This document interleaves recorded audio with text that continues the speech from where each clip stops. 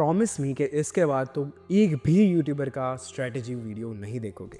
ये उन लोगों के लिए नहीं है जो सोच रहे हो कि मैं वन शॉट्स देख के सारा कोर्स कवर कर लूँगा, मैं तो इंपॉर्टेंट चैप्टर्स वो क्या होता है मैं तो सब कुछ कवर करूँगा। 5-6 लोग आके इस वीडियो पे कमेंट भी कर देंगे ना उल्टा सीधा, कंट्रोवर्सी बनाएंगे कि हाँ ये बंदा कुछ भी बोल रहा है, इसे तो समझ ही नहीं आता कुछ। I will make my channel worth more. तो भैया एट लास्ट मैं मॉक एनालिसिस वीडियो लेके आ गया हूँ और this is gonna be the last video जो मैं जेई कंटेंट पे ऐसे बनाने वाला हूँ, क्योंकि अगर तुमने ये वीडियो नहीं देखा then you can't do anything. मैं नहीं बनाऊंगा 15 डेज़ में कैसे जेई क्रैक करे, 10 डेज़ में जेई क्रैक करे।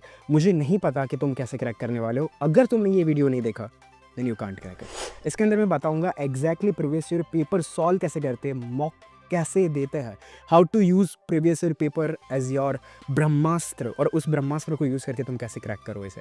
अगर तुमने ये वीडियो नहीं देखा then don't do anything, this video is not for you. अगर आपने कभी भी जेई के लिए कुछ नहीं पढ़ा, नीट के लिए कुछ नहीं पढ़ा और आईआईटी के लिए कुछ भी नहीं पढ़ा, अगर तुमने थोड़ा सा भी पढ़ा है then I bet I can save you on this video. I bet I can save you on this video. So basically इस वीडियो का कोर ये है कि हर एक कॉम्पिटिटिव एग्ज़ाम जो हर साल होती है उनका कोर ये होता है कि वो ट्राई नहीं करते कि कौन टॉप अच्छा बच्चा है, सबसे ज़्यादा अच्छा परफॉर्म कौन कर रहा है। वो ट्राई करते हैं एलिमिनेट करना, जो सबसे ख़राब है उन्हें भगाना। सो बेसिकली तुम ये मेथड यूज़ करोगे तो तुम उन ख़राब स्टूडेंट से बढ़ के बेटर परफॉर्म कर पाओगे। सो बेसिकली कोर यह है कि जेईई मेंस ने अभी तक अप्रॉक्स 15,000 प्रीवियस ईयर क्वेश्चंस पूछे होंगे एंड ये 15,000 क्वेश्चंस में इतने सारे कोर कंसेप्ट हो जाता है कि वो हर साल इतने सारे कंसेप्ट रिपीट करते हैं और आईआईटी में भी इतने सारे कंसेप्ट्स रिपीट होते रहता है। सो अगर तुम जेईई वाले, आईआईटी वाले, नीट वाले हो तो तुम तीनों के लिए ये स्ट्रेटजी सेम ही रहेगी। This strategy is not something different for all three of you. और इसका कोर यही होता है कि तुम्हें कंसेप्ट समझ आने चाहिए और कंसेप्ट्स को यूज़ करके तुम क्वेश्चन सॉल्व कर पाओ। अब ये स्पेसिफिकली अगर तुम्हें कंसेप्ट थोड़े बहुत भी आता है और तुम तुम्हारे कंसेप्ट्स को पॉलिश कर पाते हो then you can easily crack this exam. अभी तुम्हें क्या करना होगा, तुम्हारे कंसेप्ट्स है उनको पॉलिश करने के लिए continuously previous year paper solve करने होंगे, प्रीवियस ईयर क्वेश्चन सॉल्व करने होंगे। तुम्हें अगर तुमने ये कर दिया तो तुम्हारे कंसेप्ट इतने पॉलिश हो जाएंगे कि तुम एग्ज़ाम के अंदर अच्छा परफॉर्म कर पाओगे। बट इन दिस केस मैं ऐसा नहीं बोलूँगा कि तुम तुम्हारे कंसेप्ट्स पे फोकस करो। अगर तुमने नहीं आता कोई चैप्टर जस्ट लीव इट। अगर तुम्हें कुछ नहीं आता then focus on high weightage chapter. But अगर तुम्हें थोड़ा बहुत आता है, तुम्हें बेसिक 12th की नॉलेज है, तुम्हें बेसिक बोर्ड्स की नॉलेज है, then please don't go for new concepts. ये न्यू कंसेप्ट्स तुम्हारे लिए नहीं है, वो तुम्हारा भविष्य बिगाड़ेंगे। वन शॉट्स मत देखो वो सब चीज़ों के लिए कि हाँ भाई मैंने ऑलरेडी बोर्ड्स के लिए पढ़ा हुआ था, लेकिन ये सर का वीडियो देख के मेरे को तो मज़ा आता है, मैं इनके वीडियो देख लूँगा। उनके अंधभक्त मत बनो।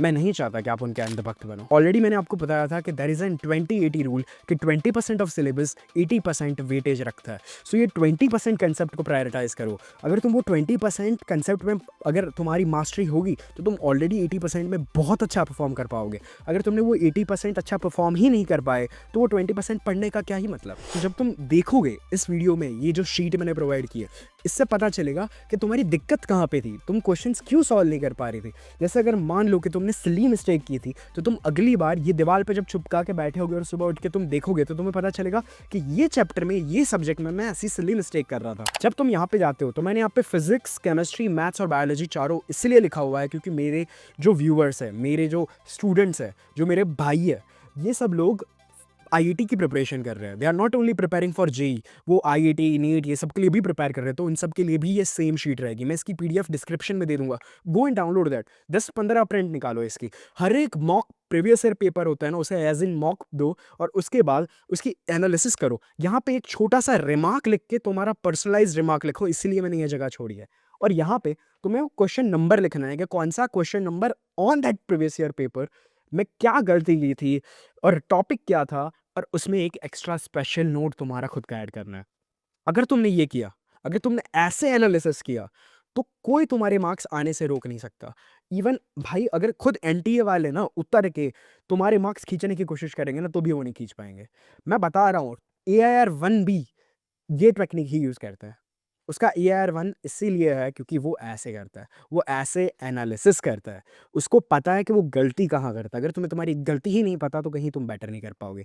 सो बेसिकली तुम्हें है ना कहीं ऑनलाइन से पीडीएफ डाउनलोड करना है। मैं ऐसा नहीं बोलूँगा कि कहीं जाओ इस वाले फलाना ढिमका कोचिंग की बुक्स मत परचेज़ करो क्योंकि तुम्हारे पास बचा है लास्ट 1 से 2 मंथ। अगर तुम इन 1 से 2 मंथ में जाके तुम पैसा बर्बाद करोगे, उससे अगर तुम खुद एक पीडीएफ डाउनलोड करके उसे सॉल्व कर सकते हो। भाई मैं झूठ नहीं बोलूँगा, हर एक कोचिंग का मटेरियल आजकल टेलीग्राम पे मिलता है and you can use that. मैं एक फॉल्स वे में तो नहीं प्रमोट करना चाहता, बट एज़ एन बड़े भाई मैं ऐसा बोलूँगा कि if you can afford then you can buy, but if you can't afford then go and search for another option. जब तुम वहाँ से प्रीवियस ईयर पेपर को डाउनलोड करके सॉल्व करोगे ना, तो तुम्हें ऐसा लगेगा कि मैं कितना नीचे हूँ, मुझे कितना ऊपर आना है, क्योंकि तुम्हें पता चलेगा तुम्हारी गलतियाँ क्या है। और इसीलिए मैं ये वीडियो बना रहा हूँ। तो भैया अभी ये तो कर लिया, मुझे समझ आ गया कि मेरे टॉपिक में कहाँ गलती हो रही है।